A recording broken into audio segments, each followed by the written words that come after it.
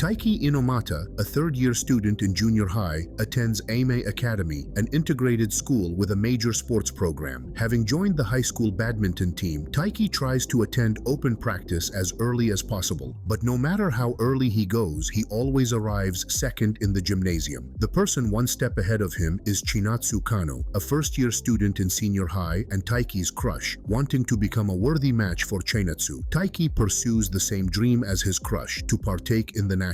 Taiki starts training harder than ever before, all for the sake of building a strong relationship with his new housemate. When Chinatsu Kano, his senpai and basketball ace, ended up staying with his family after her parents moved abroad, Taiki didn't know whether to be excited or just eternally awkward. Things went from 0 to 100 real quick. She blended right in with his family, like she'd unlocked the meet the parents stage without even dating him. Trying to break the ice, Taiki lent her the latest shonen jump, hoping manga. Chinatsu then sweetly told him that she felt comfortable in his house because of him. This left him more confused than ever. Kyo, his friend and part-time reality check, reminded him just how out of his league Chinatsu was. They both agreed it was best to keep their unusual living situation a secret, especially since Taiki didn't want to start high school as that guy who accidentally cohabits with the school idol. During a badminton match, Taiki declared he was aiming for nationals in his first year. A bold move, but also a completely ridiculous one, since his chances of making nationals were as good as Yamcha beating Goku. But he wanted to be on Chinatsu's level. While working out, or trying to, between emotional meltdowns, Chinatsu caught him mid-sit-ups and he told her that his current form wasn't exactly nationals ready. She handed him a wish ribbon like hers and wished him luck. Hina, Taiki's friend and resident nosy detective, immediately sensed something was up and interrogated him with the persistence of Dio and his generational hate for Jotaro. To avoid spilling secrets, Taiki even intercepted Chinatsu when she tried returning his wallet, protecting the truth like it was the final boss of his social life. Chinatsu seemed annoyed and started giving him the cold shoulder. In an attempt to apologize, Taiki turned into a one-man attention-seeking parade but was completely ignored. Later, after Chinatsu fell at practice, Taiki checked on her. She confessed she thought he liked Hina, which explained his secrecy. Taiki denied it with the force of a plot twist. When she joked about moving into a shed to make him more comfortable, they both cracked up and Hina caught them having a moment. Starting high school, Taiki aimed to beat Haru, a powerful upperclassman. After practice, he bumped into Hina and panicked when he realized they were near his house. He rushed her to her chiropractor like it was a mission in a spy movie, all to avoid her seeing Chinatsu. Hina talked about her strict training diet, which Taiki admired, and she returned the compliment, praising his efforts both in love and in lunges. Right then, Chinatsu and Haru showed up together, because life really likes a dramatic cliffhanger.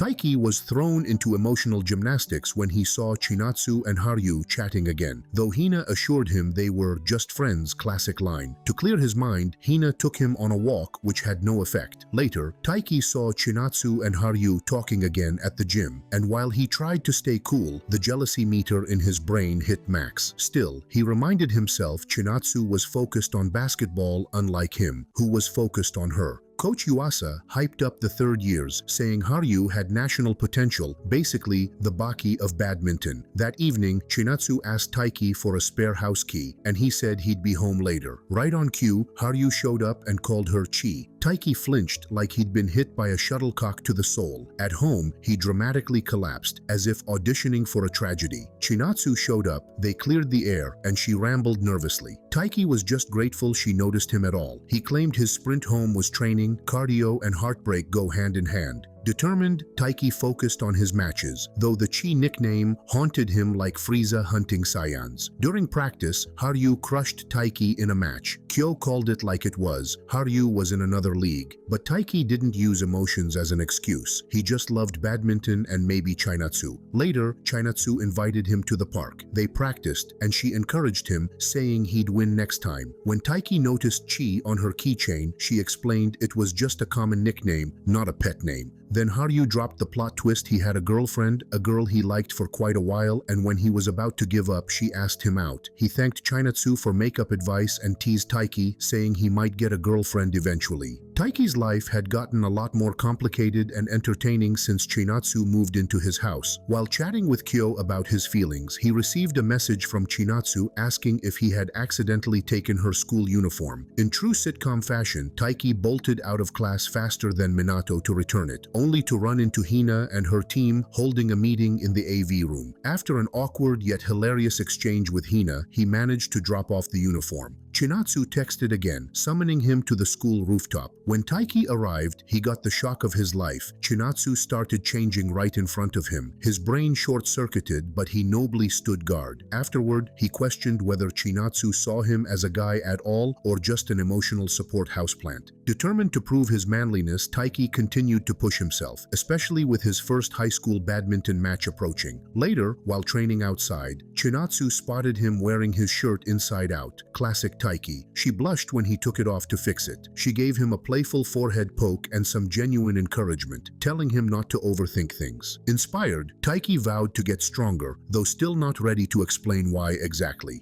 Things escalated when Taiki met Kishi, Haru's former middle school partner and a fellow Chinatsu fanboy. Kishi demanded Chinatsu's number as a prize if he beat Haru in a doubles match. When his partner dropped out due to stomach issues, Haru made a new bet. If Kishi could beat Taiki in singles, he'd get the number. At the tournament, Kyo clued Chinatsu in on what was at stake, insisting that Taiki was motivated by his feelings for her even if she doubted it. Meanwhile, Taiki gave his all against Kishi, pulling off an impressive move mid-match. Watching him fight so hard, Chinatsu made a promise. If he won, she'd take him to the aquarium. Badminton, blushing, and bonding, it's all part of Taiki's journey as he tries to win the match, and maybe Chinatsu's heart, one shuttlecock at a time. Taiki pulled off a huge win against Kishi. All those hours of smashing birdies paid off. Kishi, surprisingly a good sport for someone who just got served, told Taiki he wants to visit his school for a rematch and to also check on the girls during their basketball practice. Later, Nishida and Hina teased Taiki for coming second in the competition. Taiki suddenly got a text from Chinatsu asking whether he would like to go to the aquarium with her. Taiki was beyond shocked as he dropped his phone. Rich kid's problems. Kyo, the greatest wigman alive, made a bet with Chinatsu concerning the outcome of the match, and luckily for Taiki, he won. Hina was exited for his first ever date. That night, Taiki panicked about what to wear and crammed fish facts like he was prepping for an underwater essay. He might not have known what outfit to choose, but he was fully prepared to mansplain clownfish if needed. The date started with a dropped coin, which Chinatsu picked up for him. Inside, they enjoyed the exhibits, while Taiki nervously awaited a verbal slap about the whole betting her phone number incident. Instead, they bonded over penguins and sticker apps. Taiki gave Chinatsu a Mr. Cape sticker pack, suggesting she send them when stressed. 何ですか?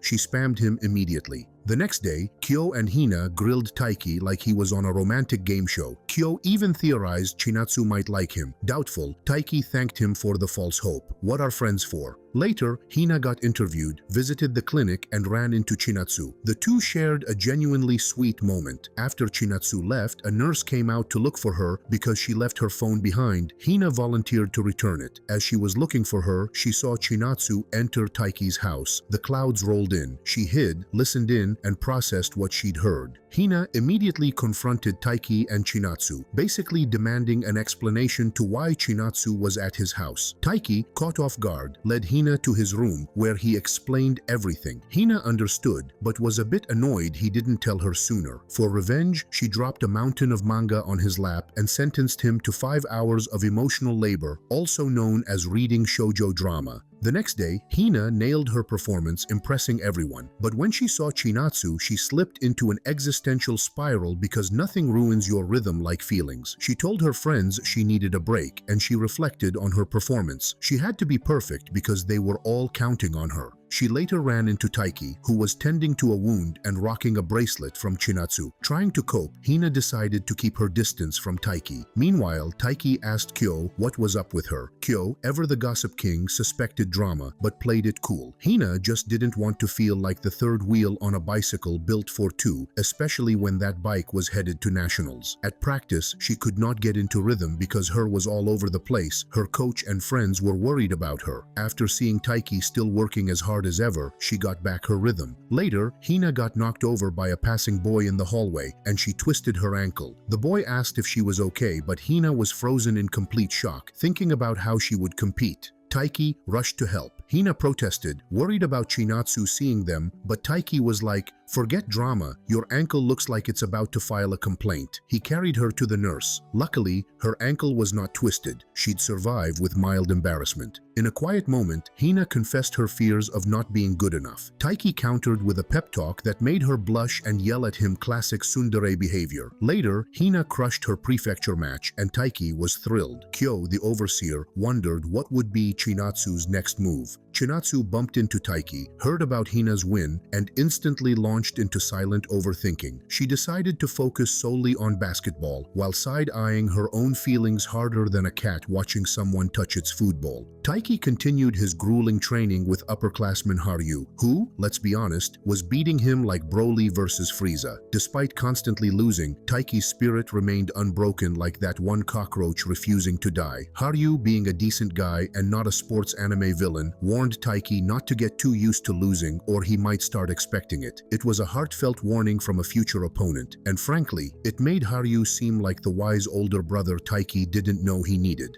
After practice, the duo bumped into the girls' basketball team. Chinatsu casually mentioned the upcoming badminton tournament, and Taiki spiraled into a full-on internal monologue. "Wait, does she know my schedule? Is she stalking me the way I Google her game results?" Taiki later ran into Chinatsu again and offered to carry her bag. She called him out, reminding him that he once said walking with her was embarrassing. Taiki launched into an Oscar-worthy fake scenario about coincidentally heading the same direction. Chinatsu played along, and the moment quickly devolved into goofy roleplay. It was peak teen romance, awkward, endearing, and one spontaneous joke away from a TikTok trend. Feeling bold, Taiki took her on a detour to his secret shrine spot. He explained he often prayed there for success. Chinatsu joined him, and in a quiet, heartfelt moment, Taiki prayed for both of them. It was sweet, sincere, and just romantic enough that even the koi fish nearby probably blushed. Chinatsu later helped her team win their first game in a tournament, but overheard rival players talking smack about her. While her teammate wanted to unleash righteous fury, Chinatsu, with her Mamba mentality, opted for the let my game do the talking approach. Back at school, Taiki overheard the gossip and awkwardly tried to comfort Chinatsu. She did not mind the gossip, it fired her up to do even more. Taiki, once again, fell deeper into admiration. At this rate, he'd need a helmet for how hard he kept getting hit by Cupid's shuttlecock. Later, Taiki finally won a match against Haru. The whole team was in disbelief. On the way home, he got roped into free snacks from a teacher and shared some chicken bites with Hina, who ninja snatched one like a food thief. Chinatsu followed suit, casually admitting she was jealous. Did she mean the food or Hina? Taiki had no idea, and neither did we. Taiki finally scored a small but meaningful victory by taking a game off of Haru. It wasn't much, but it was the first solid proof that his hard work was paying off. Not one to kick back and ride the glory train, Taiki the workaholic was up at dawn on the day of the competition, already stretching in the yard. Chinatsu, ever inspired and possibly slightly competitive, joined him for some casual calisthenics. The two shared a sweet morning moment filled with mutual encouragement and a vibe so gentle the sun probably blushed. At the boys' doubles tournament, Taiki and Haru teamed up for the qualifiers. Sadly, even their best wasn't enough, and they lost to a team that included Haru's old rival, Hyodo. That night, Chinatsu learned that while she'd advanced, Taiki hadn't. She found him asleep and paused to thoughtfully consider how to support him. Instead of the classic "you got this" cheerleader speech, she opted for something more tailored, an emotional support moment that didn't feel like a Hallmark card. The next day, Taiki's singles match came and went faster than Killua removing someone's heart. Hina arrived just in time to miss everything. She and Kyo had a brief but meaningful chat about how tournaments fly by, which basically doubled as a life lesson in disguise. Hina eventually found Taiki and cheered him up with snacks because nothing says "I care" like carbs. When Taiki got home, he overheard Chinatsu talking with his mom. She was headed to nationals. Overwhelmed, Taiki had a near panic attack and bolted out of the house, running from his feelings in the only direction he knows is forward. The students suddenly remembered that academics exist. Taiki and Hina shared a delightful moment of mutual panic, their brains clearly more prepared for shuttlecocks than their tests. As they freaked out together, they arrived at the gym, where the girls' basketball team was working hard for nationals, a sight that hit Taiki like a well-aimed dodgeball to the soul. Chinatsu was going where he couldn't, and that stung more than a failed pop quiz. Later, when he heard her come home, he silently retreated to his room like a dramatic Victorian novel protagonist, unwilling to face the living embodiment of his disappointment. The emotional spiral continued as he realized avoiding her meant cutting off the source to the power of friendship.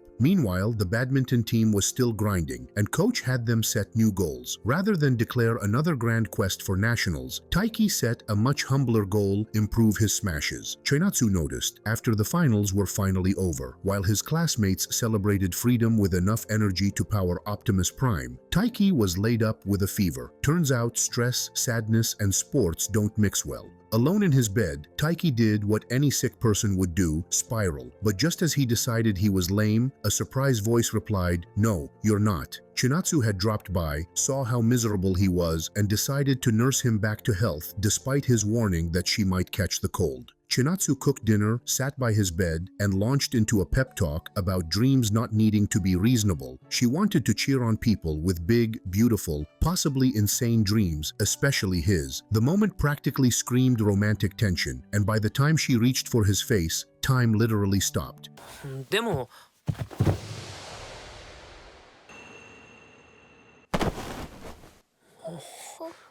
After playing with our hearts, Chinatsu's reached towards Taiki's face just to reapply his fever patch. Not a romantic gesture, just first aid with emotional consequences. After that, she left the poor boy to stew in his blanket cocoon of confusion, wondering how one was supposed to sleep after coming that close to a rom-com milestone. With morning came recovery, and Taiki, powered by guilt, motivation, and maybe fever residue, charged back into training, only to find the gym occupied. Instead, he helped clean the school pool, totally not just to be near Chinatsu. While scrubbing tiles, Taiki worked alongside Haru, who quickly caught on to his friend's less than subtle glances at Chinatsu. After some big brotherly teasing, Haru offered genuine advice about gauging romantic interest. Somewhere between bromance and badminton, it a surprisingly wholesome scene. Later, while putting away equipment, Taiki found himself alone with Chinatsu. After thanking her for taking care of him, he reached out and grabbed her wrist, then immediately panicked like he'd accidentally hit the self-destruct button. He stammered out a weak excuse, but the moment left him wondering if he was crossing lines he shouldn't. Meanwhile, Chinatsu had her own moment of reflection. While walking with a teammate, a stray comment about how convenient it'd be to live with a cute guy left her visibly flustered. Living with Taiki? Convenient? Romantic? Her face said what her words didn't. The evening brought a family barbecue, complete with laughter, glowing coals, and the revelation that Taiki's dad forgot the noodles. Chinatsu and Taiki ran to the store to save dinner, and possibly dad's dignity.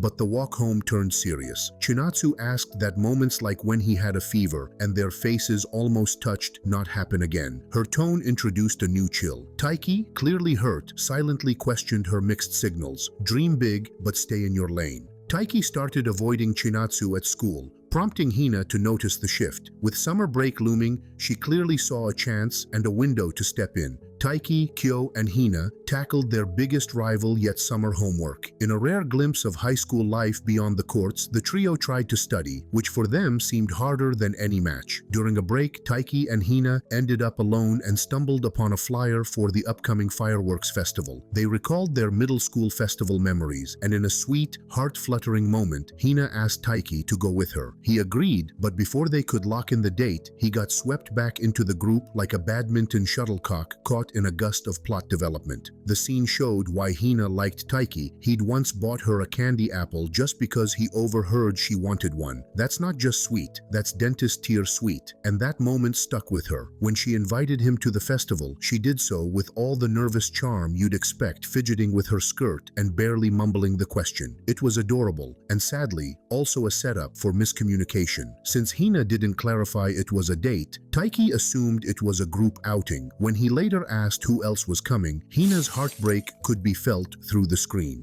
Despite her emotional gut punch, Hina stayed a loyal friend. As they returned to the gym and spotted Chinatsu, Taiki suggested avoiding her. Hina, clearly upset seeing him so down, gave him a motivational scolding because nothing says friendship like yelling at someone for being emotionally constipated. She even encouraged him to go talk to Chinatsu, her romantic rival. Before the festival, Taiki got invited by Haru to a local college practice. Eager as ever, Taiki accepted, promising to crush both the drills and make it back in time for fireworks. His training sequence highlighted his grit and growth as he acknowledged difficult truths without flinching. Honestly, this guy handles emotional maturity better Lelouch. Taiki was fidgeting like a phone on vibrate after the intense drills. He was meant to meet Kyo and Hina at the festival, but Kyo got a fever, claiming that Taiki passed it into him. After searching for Hina at the festival, he finally found her and his eyes lit up, love at first time kind of moment. She asked what was wrong and Taiki, with absolutely zero riz and aura, told her that she owed 300 yen. Chinatsu and her friends were enjoying food stalls, festival games, and the sweet smell of fried everything. But the mood shifted when they spotted Taiki and Hina together. While her friends gushed over Hina's pink yukata like it was the latest fashion drop, Chinatsu looked like she'd just been told her favorite anime got cancelled. Meanwhile, Hina, finally alone with Taiki, had the perfect opportunity for romance, but Hina, who also had zero game, immediately panicked. Nervous silence thickened like humidity at a summer matsuri until she fled for snacks. Back with Taiki, Hina rejoined him in time for the fireworks. As the sky exploded with color, Taiki noticed her swatting at a mosquito, clearly the true antagonist of the episode. He helped treat the bite on her neck. This led to a lovely observation.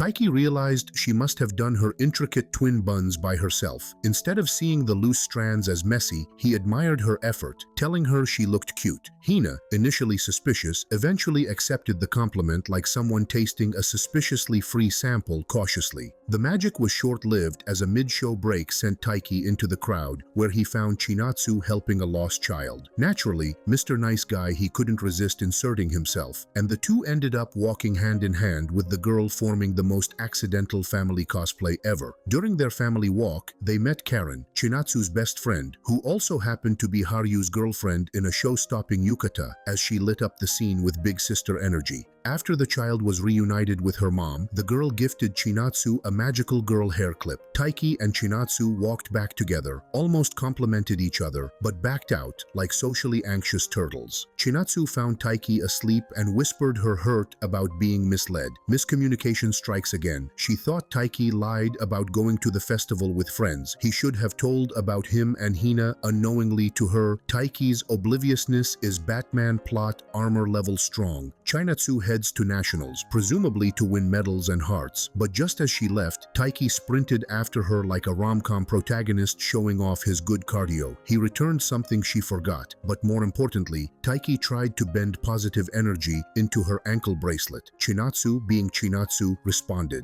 and demanded a high five instead. The moment was playful, goofy, and finally gave Chinatsu a smile after the emotional confusion of last episode. With Chinatsu gone, Taiki returned to badminton practice, only to get hit with a shuttlecock from the gossip king Kyo. Kyo told him that Chinatsu's friends had seen him and Hina at the festival. Realizing Chinatsu probably thinks he lied to her, Taiki vowed to clear things up once she got back. Honestly, it's a miracle these kids get anything done between training and relationship misunderstandings. Meanwhile, nationals wasn't just Chinatsu's domain. Hina and Haru were also locked in training mode. Haru, pushing himself to the limit of plus ultra, prepared for his own showdown with an intensity that would make Goku sweat. Luckily, his match was local and the cheer squad came pre-assembled. Outside the venue, Taiki ran into Karen, Chinatsu's high-energy best friend. The two went in together to watch Haru's match, and during some idle chatting, Karen casually extracted a full confession from Taiki about his feelings for Chinatsu like full-time relationship therapist. Karen shared the story of her relationship with Haru, how they juggle love and ambition like pros. It wasn't all hand-holding and sparkles. They give each other space, yet remain deeply connected like emotionally stable Wi-Fi. Their quiet support for one another hit hard, especially when Haru, struggling in his match against the ever-annoying Hyodo, drew strength from Karen's worried face in the stands. Sweat, strain, and shuttlecocks were all flying with peak intensity. Whether it was high fives or high-speed smashes,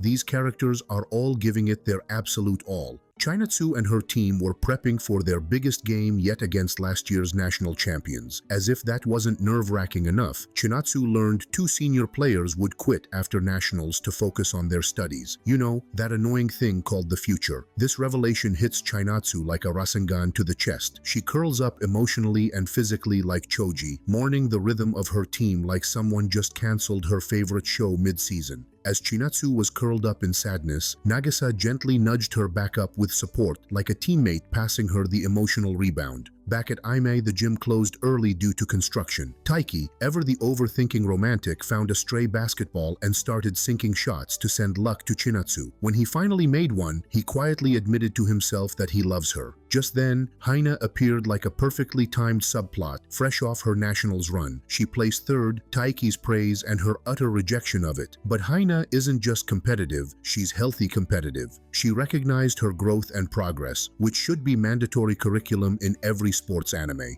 Their hangout led to a playground. They played a game of shoe filling and the loser had to spill a secret as they flung footwear. Scenes of Chinatsu's game, including every shot, pass, and miss, were showed. The gut punch came when Chinatsu missed the game-winning shot.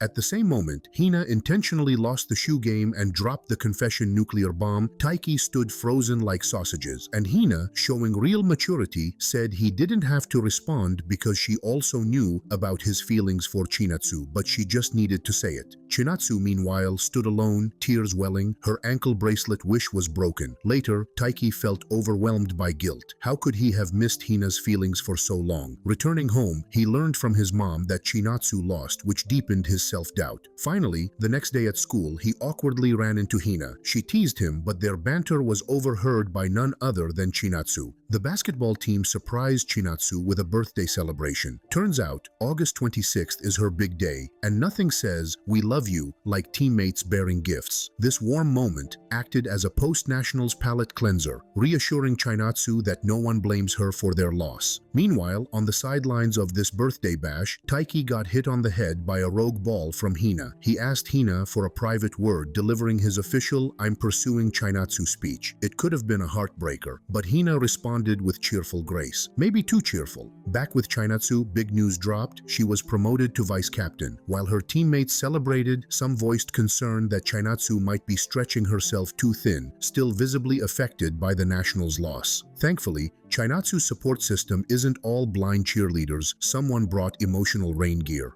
On her way home, Chinatsu got a surprise birthday call from her mom. The chat turned serious as Chinatsu confided her doubts about balancing self-growth and team leadership. Mom, being the MVP she is, reminded her daughter that it was okay to lean on others sometimes. Inspired, Chinatsu texted Taiki, who awkwardly, or maybe stalkingly, was right behind her. The two hopped a train to the beach because what's better than ocean therapy? Chinatsu lit up like the summer sun, splashing around with pure joy. Taiki joined in, and for a moment, it felt like they were washing away all their stress with salt water and sunshine.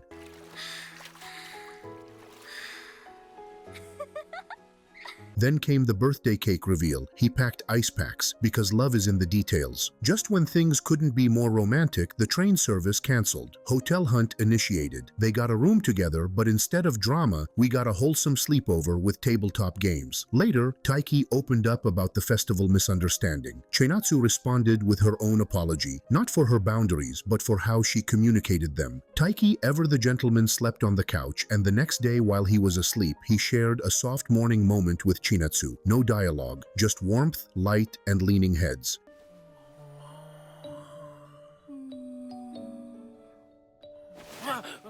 After the beach trip, the awkward feeling between Chinatsu and Taiki had disappeared. His for her had not changed. Neither did her love for basketball. Taiki's class was getting ready to perform Snow White for the school festival. Hina landed the lead role with no poisoned apples necessary, and while she was nervous about memorizing lines, her background in rhythmic gymnastics suggested stage fright wasn't going to be a major boss fight. Meanwhile, Taiki's life resembled a checklist with legs as he ran around solving every logistical problem his classmates tossed his way. Turns out, being a class rep means being everyone's favorite unpaid intern. While the festival chaos brewed, Kyo took a rare emotional initiative and pulled Hina aside for a heartfelt check-in. Without outing anyone's feelings, he acknowledged her longing love for Taiki and admitted he'd been there himself. Back at Taiki's home, a surprise guest awaited, Chinatsu's mom. She had returned to Japan temporarily to care for Chinatsu's injured grandfather, which meant Chinatsu would be moving out. For Taiki, this announcement hit like a Getsuga Tensho. Just when he and Chinatsu had finally grown comfortable again, she was leaving. But instead of staggering, Taiki gained a new perspective, realizing that the rush he used to feel from merely being near Chinatsu had mellowed into something deeper. Elsewhere, Chinatsu wrestled with her own internal conflict, wondering if she was being unfair to Hina and to herself by dodging her feelings for Taiki. Her introspection added a layer of depth and a touch of frustration. After a much-needed dose of upbeat montage featuring Taiki juggling sports, juniors, and Snow White drama, an encounter between Hina and Chinatsu ended with Hina casually dropping the atomic bomb. She told her about her confession to Taiki.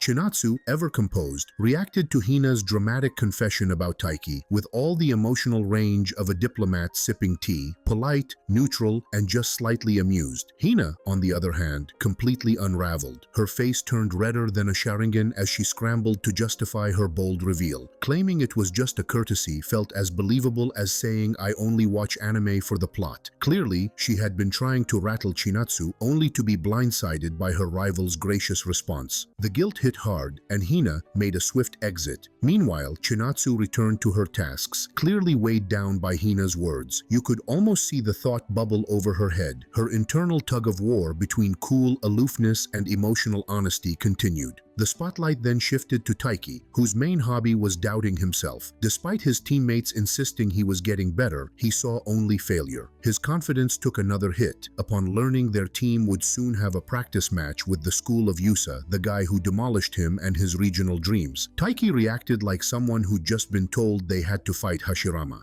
The emotional spiral continued until both Hina and Chinatsu separately told Taiki they'd come support him during the match. Instead of cheering him up, the news just added pressure. Nothing says no stress like both of your love interests watching you potentially get wrecked on the court. Things took a turn for the awkward when Taiki helped Hina rehearse for their school play. Hina, playing Snow White, suggested they practice the kiss scene for real. Taiki's brain short-circuited before politely rejecting her, which Hina quickly dismissed as a joke before making her second dramatic exit. Taiki was still down during practice, and Haru immediately noticed. Like a final boss, he told him that if his shots had no confidence, they would never work on him. Haru met Chinatsu later that evening. He asked her if she was going to train, but surprisingly, she was putting the festival first. Haru, who had known Fro being a dedicated workaholic, was shocked. He later went for practice only to find them eating curry, which he hated.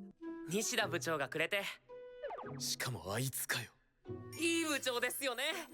The next day, as Taiki went to get the coach, he met Yusa, the player who crushed his dreams. Yusa kept on farming more aura after he brutally beat a student like Broly did to Frieza. The scores were 21-1. Finally, it was Taiki's turn to face Yusa in a high-stakes practice match, but the action quickly cut away to show where everyone else was emotionally spiraling. Hina, who had promised to cheer him on, was nervously hiding behind the curtains on a balcony with a friend. Despite knowing how hard he had worked, she couldn't muster much confidence in him, a surprising attitude from someone who's supposedly his biggest cheerleader. Eventually, she crawled over to the railing like a kid sneaking cookies to watch. Across the gym, Chinatsu brought a different energy, calm, collected, as usual, and totally rooting for her guy. Leaning on the railing like it was just another Tuesday, she told her friend she believed in Taiki, not blindly, but based on the sheer amount of blood, sweat, and motivational anime speeches he'd put in. Chinatsu wasn't declaring victory early, just showing her grounded faith in his ability. Sports are unpredictable, and she knew it. As the match raged on, Chinatsu reflected on how much Taiki had inspired her. Flashbacks highlighted his growth, not just as a player, but as a person who unknowingly lit a fire under her. Their dynamic stood out in a genre crowded with one-sided crushes. Here, their affection was built on genuine mutual respect and admiration, a relationship where both powered each other forward like a sports-themed rom-com engine.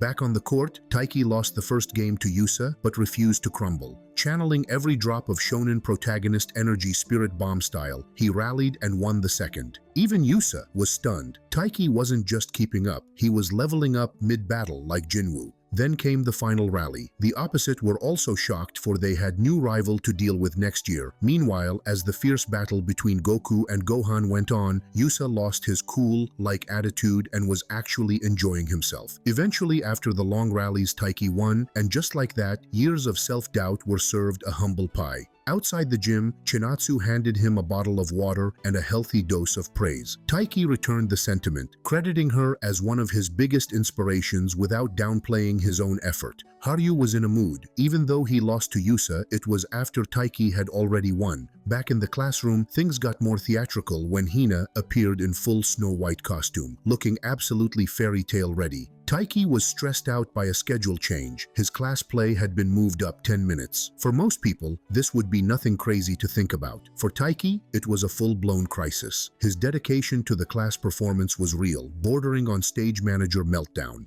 Taiki froze like he was caught in Dio's iconic Zawarudo. When asked to comment, his brain had completely shut down, but he managed to mumble something like, "It's fine." Hina, naturally hoping for more, excused herself to get her hair curled, hiding her disappointment behind a smile. The students then continued with the decorations and rehearsals. The next morning, Taiki went for a jog because rest is for the weak. He ran into Chinatsu, who was also training, birds of the same overachieving feather. Taiki told her to take the day off, forgetting himself. Chinatsu teased him with a smirk. She then casually invited him to see a band at the festival with her. Taiki totally and happily agreed. Back at school, the festival buzzed with games, food, and familiar faces. Taiki ran into Kishi, the guy he beat in a match and who still hadn't gotten over losing the chance to get Chinatsu's number. They traded friendly punches before being rounded up by Haru and Karen, who slid in like the cool older siblings of the cast. The group hit up Chinatsu's maid cafe, where Chinatsu herself appeared in costume despite telling Taiki earlier she wouldn't be serving. Both boys were floored, hit right in the heart with a love kamehameha. Chinatsu was promptly hit on by a random guy, but Nagisa swooped in like a knight in frilly armor, shutting him down with a speech she's clearly used before. Later, as Taiki waited for the band, he panicked when Chinatsu was nowhere to be seen, only for her to arrive breathless and grab his arm. She whispered something to him, but the band drowned it out. Classic anime tease. And to top it all off, the prince in the play bailed so naturally, Taiki was next in line.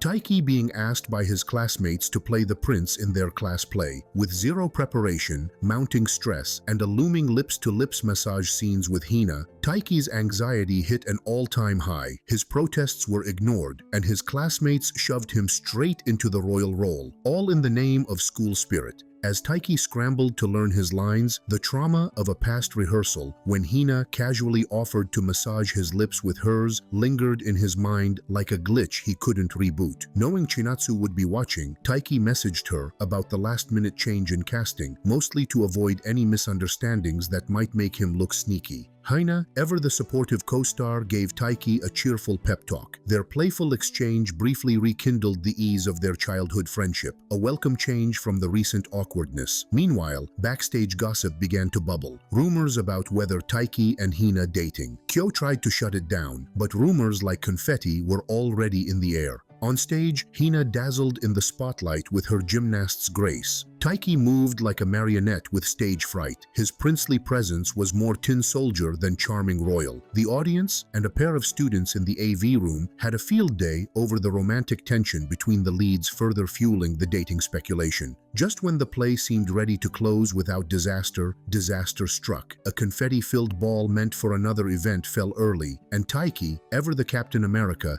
dove to shield Hina. The audience couldn't see through the confetti cloud, but it sure looked like they finally massaged each other's lips. Chinatsu's shocked reaction was a little much after all. Taiki being selfless wasn't exactly new, but the uncertainty of the moment left everyone buzzing. Backstage, Taiki was bombarded with questions. His frustration wasn't about the rumors, it was about people sticking their noses where they didn't belong. Whether or not something happened was beside the point. Kyo pulled Taiki aside for snacks and wisdom. He floated a spicy theory that maybe Taiki 100% had feelings for Chinatsu but also 30% for Hina, like coffee with unexpected creamer. It got Taiki thinking maybe feelings weren't as simple as he thought. Taiki was busy thinking about what Kyo had said, admitting to himself that his crush was Chinatsu. He then saw Chinatsu eating chips by the table and spilled out his coffee like he had seen a cockroach in it. Chinatsu was moving back in because her grandfather's surgery went well. Taiki got the chance to face Chinatsu after the confetti incident with Hina. Bracing for disaster, Taiki tried to explain what happened, but Chinatsu, in true unbothered fashion, dodged the entire conversation with snacks and a polite exit to go help their moms. This brief exchange said a lot by saying almost nothing. Chinatsu remained emotionally guarded, sticking to her trademark tactic of sidestepping any personal feelings. During practice, Nishida reassured Taiki that he had his back and that the rumors about him and Hina were a complete lie. He did not want Taiki to betray him like Haru, leaving him alone in the singles life. Nishida's crush apparently went to his booth to get her fortune read. He got news worse than Neiji's death. She then asked for his help with her own crush who was on the track and field club. While spending the night at her longtime friend Karen's place, Chinatsu finally cracked the vault and admitted she likes Taiki. Chinatsu explained her feelings like a botanist describing a seed, something with potential, not something in full bloom.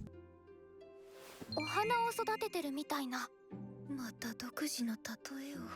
It was a cautious but sincere confession. Karen, playing the role of wise older sister friend extraordinaire, responded with warmth and a gentle reality check. She respected Chinatsu's thoughtfulness but reminded her not to wait too long. Taiki is a great guy, and opportunities don't wait forever. As that heart-to-heart wrapped up, Ayame, Karen's younger sister, walked in. Ayame became the badminton team's new equipment manager and immediately disrupted the mood in the best way, whether questioning Taiki's overly serious personality or bringing comic relief with every entrance. Ayame's presence challenged Taiki's overthinking and Chinatsu's hesitations, making it clear that these circumstances wouldn't hold for long. If love was a slow-burning candle before, Ayame just brought a flamethrower. Relaxing at home with her older sister Karen, Ayame did what she does best: pry into people's lives. She asked about Chinatsu's romantic interests. After buzzing around like a persistent mosquito, Karen saintly and composed flat-out lied to protect her best friend's privacy. She told her about her favorite basketball player, Midorima, who was staying overseas. Back to school, a student named Kazuma Matsuoka, who was a second year that went to study in the US, was back on the basketball team. Ayame saw him and remembered the description Karen gave to her about the person Chinatsu liked and concluded that it must him. Taiki came over to hand over some documents that Ayame, the new manager, had not filled. He then saw Kazuma and wondered whether he was ever on the basketball. Ayame then told him about Kazuma and how cool he was, but Shiyusa was more of her type. Hina walked in and Taiki immediately went to gossip. Ayame's continued her crusade to play Cupid, whether anyone asked her to or not. At school, she observed an interaction between Taiki and Hina that made her spider sense tingle. A follow-up conversation with Hina confirmed it. The girl had confessed her feelings, and Taiki hadn't said anything definitive in return. Outraged on behalf of Hina's bold heart, Ayame declared she would make something happen between them. Unfortunately, she didn't realize she was sailing a ship that Taiki had already quietly let drift out to sea. Taiki did technically answer Hina, just in a polite, indirect, painfully Taiki way. He said he was pursuing Chinatsu, which for most rational people would count as a no. But Ayame didn't know this. She only saw her new friend in romantic limbo and decided to fix it herself. With the confidence of a sitcom meddler and the subtlety of a marching band, she got to work. The badminton training camp then took center stage and the students were busy grinding through drills. Everyone looked exhausted, sweaty, and just a little broken, which is basically high school sports in a nutshell. Later, the tension simmered down as the gang gathered for some downtime. A game of dares and challenges. Laughs were had, Ayame was delightfully chaotic, and things stayed light until they didn't. In a perfectly timed cliffhanger, the game landed squarely on Taiki, challenging him to name the person he loves. Silence fell, hearts stopped, as Zawarudo was in effect. Taiki caught in a love game ambush and one question away from a full-on emotional meltdown. But just as he was about to name the one he loves, Kyo, the ever underappreciated MVP, swooped in with a beautifully absurd distraction, telling everyone that Taiki loves Yusa. Apparently, Taiki had been talking in his sleep. Kyo's once again came in clutch like a true wingman as he helped Taiki out of the situation without making a fuss. Taiki thanked him for rescuing him. Kyo made it known to Taiki that he hesitated with his answer. After the chaos cooled down, the students were sent to bed, leaving Taiki alone with his favorite pastime, overthinking. But instead of the usual, "Do I like Chinatsu or Hina?" internal monologue, Taiki dove deeper. He wondered what it even meant to like someone. Could admiration for Chinatsu and her dedication, her kindness really count as love? Or was he just a superfan with a crush? How he felt about Chinatsu had not changed, but he also had some good moments with Hina as friends. She may have also made his heart skip some beats a couple of times. He slept off in confusion. The next morning, our Barry Allen ran after a van because Hina had forgotten her handbag. She thanked him he headed back. On his way back, his eyes locked in with Chinatsu's, but they both ignored each other. After the usual intense drills, they went for lunch, and boys being boys, they ate like barbarians. Taiki once again saw Chinatsu in the hallway. They greeted each other, and as he continued walking, she grabbed his shirt. Taiki, obviously flustered, wondered why she had grabbed his shirt. She asked about the injury on his elbow, and he told that he slipped during practice earlier. She applied a bandage on it and also drew bore saying "fight" on it. As she rejoined her friends, Taiki was left alone and his face was gloomy. Still spinning, Taiki got news that Chinatsu had gone out for a nighttime run alone. Alarmed, he ran after her because when it comes to Chinatsu, his feet apparently have a mind of their own. He finally found her helping an elderly woman who had injured her ankle.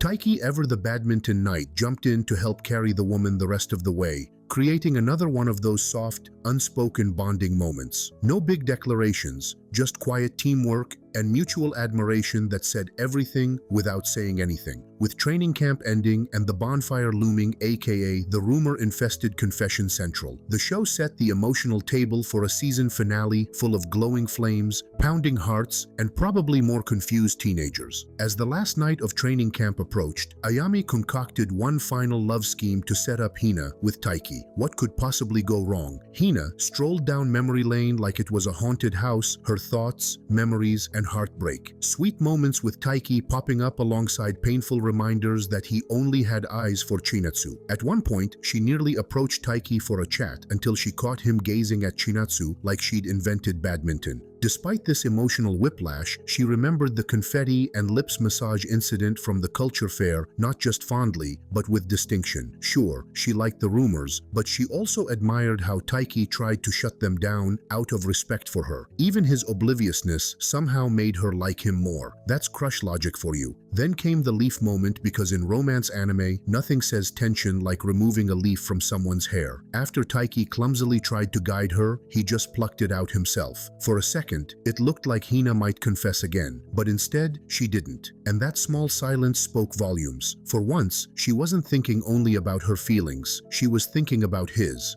As night fell and the bonfire loomed, Ayame saw her moment. Taiki mentioned being cold, so she sent Hina off to the gym with a bogus errand, hoping for a K-drama-worthy romantic scene, and she almost got it. Taiki and Hina met in the gym, and Taiki finally summoned the courage to confront his feelings. He apologized for being indecisive, knowing how she felt about him, even though she knew about his feelings for Chinatsu. But then, Hina cut him off before he could finish and her feelings escape. She told him that she confessed knowing how he felt for Chinatsu and she was fine with it because it would be worth it when he finally likes her. Taiki, bless his earnest little heart, couldn't ignore it. He gave her an honest, gentle rejection right there in the gym. No dodging, no delay, just the truth. Hina could not accept it. She wondered why he could not be with her, even though they had more memories together. She even suggested living together like he did with Chinatsu. What a lucky guy. Taiki lastly told her that the person he liked was not going to change, and Hina took off.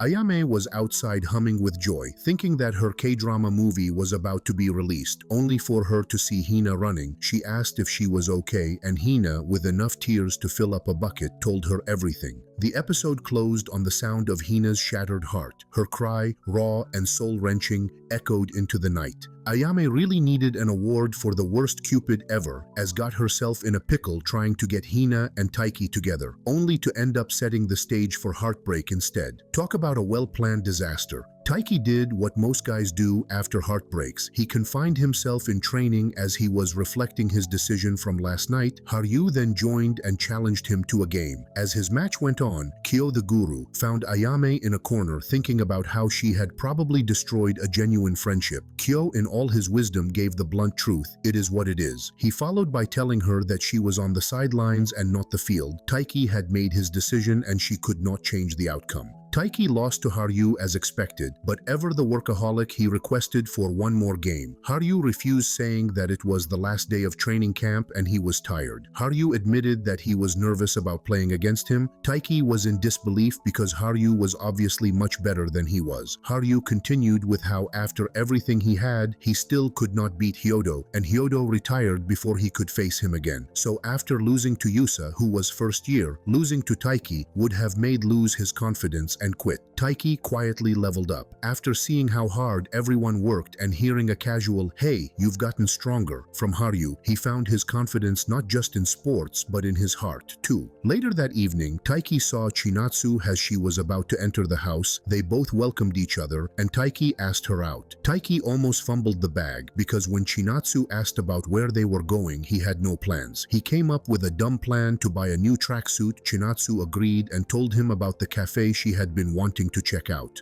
Ayame was trying her best to patch things up. She took Hina to the arcade. Things seemed to be working out as Hina was also having fun. They were interrupted when one of Ayame's exes, his friend, wondered why he broke up with her, and as he was telling him, Ayame's brain went on a deep dive into her own romantic history. Suddenly, all those casual flings she'd shrugged off felt a little less casual. Ayame then decided to leave with Hina, but her ex called for her attention and he basically told her that she was for the streets because none of her relationships lasted. Hina then swooped in to defend her, saying that he was probably still salty. During practice, Hina saw Taiki and planted herself back in Dumptown, USA. Population, her shattered heart. Ayame intentionally bumped into Taiki while handing over boxes to him. He then confronted her about why she had been angry at him ever since they returned from camp and they finally hatched things out. While Ayame was busy spiraling and Hina was busy crying her heart out, then came Kyo, the quiet background hero who always seems to know a thing or two without making a fuss. He showed up like a wise ninja, dropping truth bombs about how no one really knows what's going on inside someone else's heart. Ayame hadn't known how much her exes cared, and she definitely had no clue how much Taiki was hurting beneath the surface. He also told her that it was good to have someone like her around. Taiki rushed out of the boys' chinaging room, leaving them about why he was in such a hurry. After Kyo, the all-knowing guru, told Haru about his date with Chinatsu, he stood like a proud Yujiro Hanma as he watched his son and his girl. Taiki probably broke Usain Bolt's record on his way to Chinatsu. He met staring at the clouds and joined her. They then both looked at each other, K-drama style. Thank you coming with us to the finish line of this wonderful anime filled with love and heartbreaks. Please do not hesitate to subscribe to our channel on YouTube and to turn on the notification bell. Also like our videos and leave a comment below them. Keep dreaming and keep discovering new parts of yourself.